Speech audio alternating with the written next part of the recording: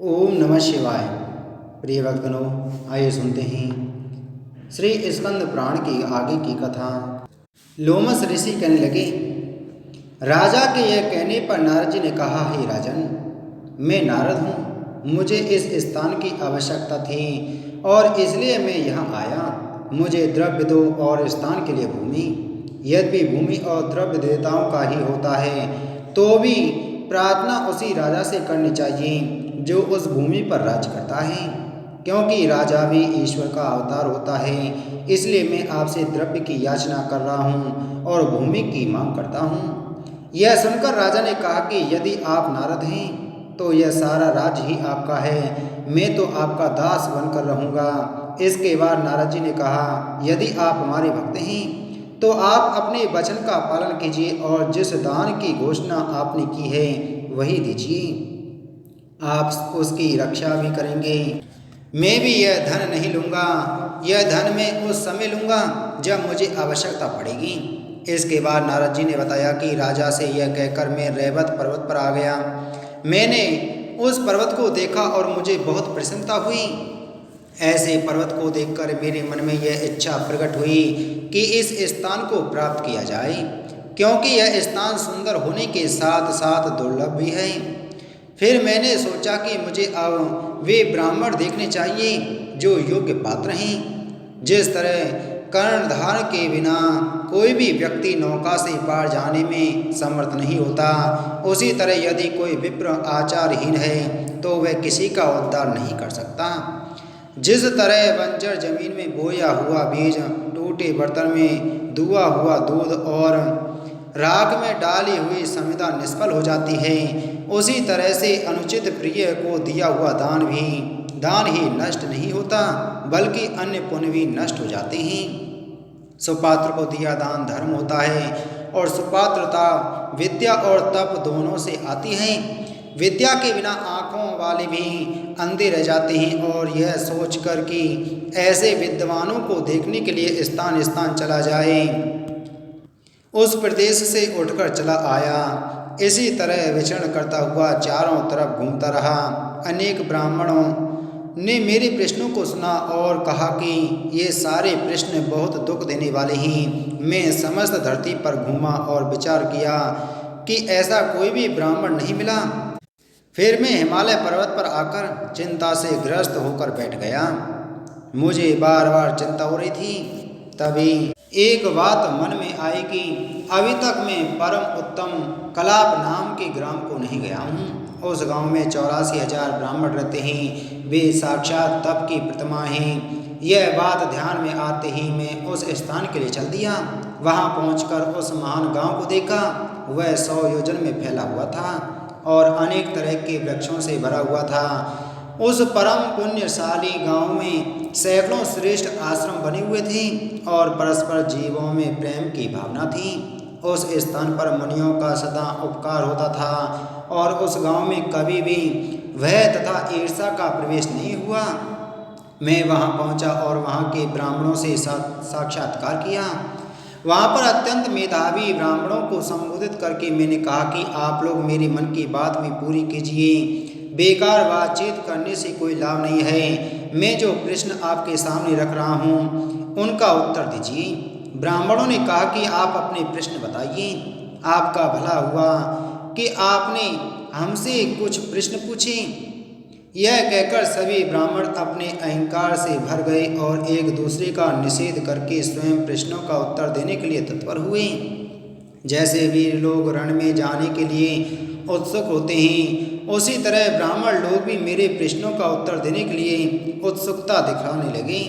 मैंने उन्हें अपने 12 प्रश्न सुनाए और तब उन्होंने कहा कि हे ब्राह्मण विप्रवर, इन छोटे छोटे प्रश्नों को पूछने का आपका क्या अभिप्राय है?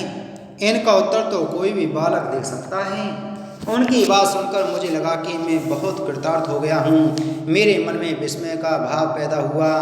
उन ब्राह्मणों में मैंने जिसे सबसे छोटा समझा, उसी से मैंने अपने प्रश्नों का उत्तर देने के लिए कहा।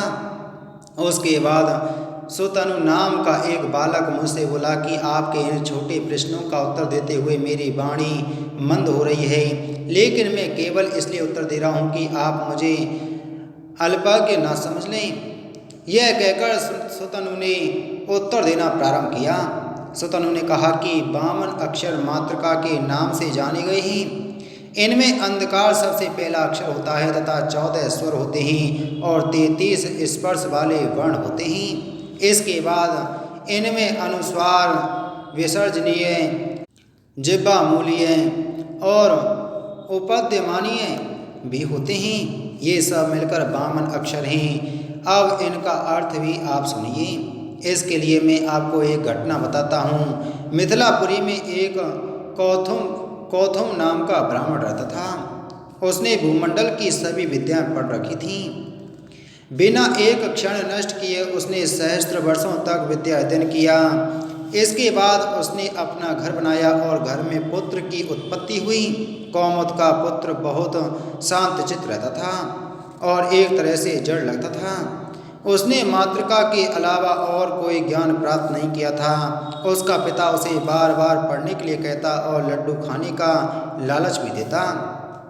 उत्तर में एक दिन पुत्र ने कहा कि क्या लोभ के कारण विद्या का अध्ययन होता है? यह अध्ययन तो परमार्थ की प्राप्ति के लिए किया जाता है। पिता ने कहा कि यह तो तुमने बहुत अच्छी बात कही, लेकिन तुम मन लगाकर पढ़ते क्यों नहीं? तब पुत्र ने कहा कि हे पिता, इसी मातृका में मैंने सब कुछ जान लिया है। इसके आगे मैं अपने गले को विद्या याद करने के लिए क्यों कष्ट दूं? यह बात सुनकर पिता को आश्चर्य हुआ और उसने कहा कि यह बहुत विचित्र बात है और तुम मुझे बताओ कि तुमने क्या क्या जान लिया है। अपने पिता की जिज्ञासा को ध्यान में रखते हुए पुत्र ने कहा कि आपने 31,000 वर्ष विद्या अध्ययन करके भी अपने मन में भ्रम का संचय किया है।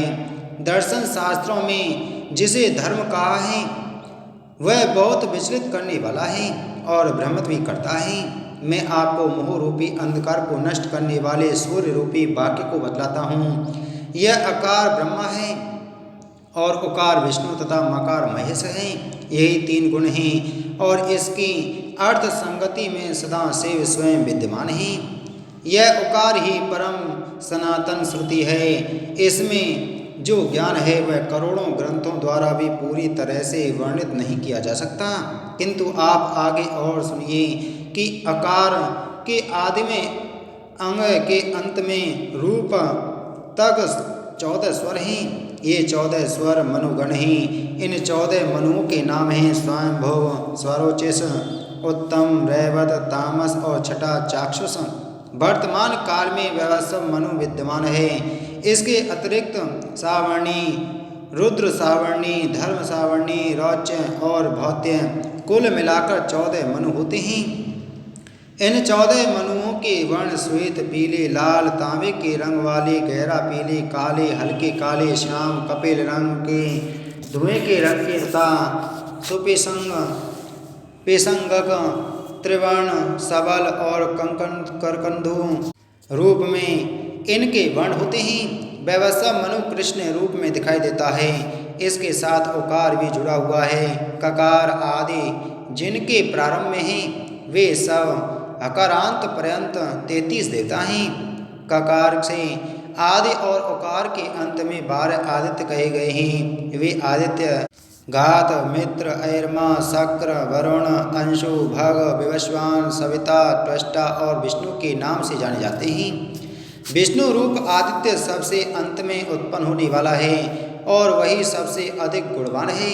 डकार के बाद आदि से लेकर बकारांत तक 11 रुद्र होते हैं। मकार से आरंभ करके सकार के अंत तक 8 सुगण माने गए हैं। पकार और हकार से अश्विनी कुमार माने गए हैं। इसके साथ जरा, योज, अंडज, स्वेदज और उद्भिज ये 4 तरह के जीव अनुस्वार, विसर्ग, जिह्वा, मूली और उपदमानीय से माने गए हैं। जब मन, वाणी और कर्म के द्वारा सुरों का पूजन होता है तो मनुष्य का परिमोचन होता है। पापियों के द्वारा देवगणों को मान्यता नहीं मिलती। देवगण सर्वत्र वैदिक मार्ग की प्रतिष्ठा करते हैं और प्रत्येक शास्त्र में अनेक निषिद्ध पाप कर्मों का उल्लेख किया गया है। ऐसे लोग मातृका का पाठ तो करते हैं लेकिन इसमें सुरों को नहीं मानते। अपने पुत्र के मुख से इस तरह के वचन सुनकर पिता को बहुत आश्चर्य हुआ। इसके बाद उन्होंने और भी प्रश्न पूछे, जिनका उत्तर सुतनु ने ठीक ठीक दे दिया। मैंने भी आपसे यही उत्तम प्रश्न कहा है, अब आप दूसरा उत्तर सुनिए। 5 पृथ्वी, जल, तेज, वायु और आकाश भूत होते हैं और 5 ही कर्मेंद्रियां और ज्ञानेंद्रियां हैं। इनके 5 ही विषय होते हैं। मन, बुद्धि, अहंकार, प्रकृति और पुरुष भी 5 हैं। इस तरह ये कुल 25 तत्व होते हैं और इनसे परिपूर्ण ही शिव हैं। इन 5 तत्वों से निष्पन्न हो ग्रह कहा गया है। इसके साथ साथ वेदांती लोग बुद्धि को बहुत से रूपों वाली स्त्री कहते हैं और जब कभी उसका संयोग किसी एक धर्म से होता है तो वह एक तरह की होती है। इस तरह जो भी इस तत्व को जान लेता है वह नरक को प्राप्त नहीं करता। जो तत्व मुनियों के द्वारा नहीं कहा गया वह देवताओं को भी नहीं मानना चाहिए। पंचम काम से युक्त वाक्य कहा गया है। मनुष्य के मन का लोभ बहुत बड़ा ग्रह है और इसके द्वारा मनुष्य पाप कर्म करता है। लोभ से क्रोध पैदा होता है और लोभ से ही काम उत्पन्न होता है। मोह, माया, मान, ईर्षा, ज्ञान सब कुछ लोभ से परिचालित होते हैं। जो व्यक्ति लोभ को जीत लेता है वह परम तत्व को प्राप्त करता है, क्योंकि लोभ के कारण ही मनुष्य दूसरे के धन का हरण करता है, दूसरी स्त्रियों को देखता है और न करने वाले काम भी करता है। पुरुषों में अहंकार, निंदा और पशुत्व, चोरी आदि का भाव लोभ के द्वारा ही पैदा होता है। कुछ लोग ऐसे होते हैं जिनकी वाणी कभी बहुत मीठी होती है लेकिन जिनका मन उस तरह की तरह से काटने वाला होता है। ऐसे लोग पाप कर्म में लगे रहते हैं। लोभ के द्वारा संसार को धोखे में डाला जाता है और अच्छे मार्गों का नाश कर दिया जाता है। जनक, प्रसेनजित और युवनाश्व लोभ को जीत लेने के कारण ही दिव्य लोक को प्राप्त हुए हैं। अब मैं आपको 8 प्रकार के ब्राह्मणों के विषय में बताता हूँ। वेद का आचरण करने वाला सरल व्यक्ति ब्राह्मण कहलाता है और क्षत्रिय उसे कहते हैं जो वेद की किसी एक शाखा को कल्प के सहित 6 अंगों से संयुक्त अध्ययन करके धर्म का ज्ञान प्राप्त करता है। अनुचान उस ब्राह्मण को कहा गया है जो वेदों तथा अन्य शास्त्रों का भी पूर्ण ज्ञाता होता है। वह ज्ञानी और परम श्रेष्ठ होता है। ध्रुवन ब्राह्मण उसे कहते हैं जो परम श्रेष्ठ होने के साथ साथ यज्ञ और स्वाध्याय करता रहता है और जो अपनी इंद्रियों को जीतकर सभी प्रकार का ज्ञान प्राप्त कर लेता है, अपने आप पर नियंत्रण कर लेता है, उसे ऋषि कल्प कहते हैं। ऋषि वह ब्राह्मण होता है जो संशय से रहित, साप देने और कृपा करने में पूर्ण समर्थ होता है और मुनि वह ब्राह्मण होता है जो सब तरह के भाव रखने वाला होता है। इस तरह जो ब्राह्मण और चरित्र से परिपूर्ण होते हैं वे पूजा के योग्य होते हैं। इसी के साथ आज की हमारी श्री स्कंद पुराण की कथा संपूर्ण हुई। बोले स्कंद पुराण की जय। बोलो शिव शंकर भगवान की जय।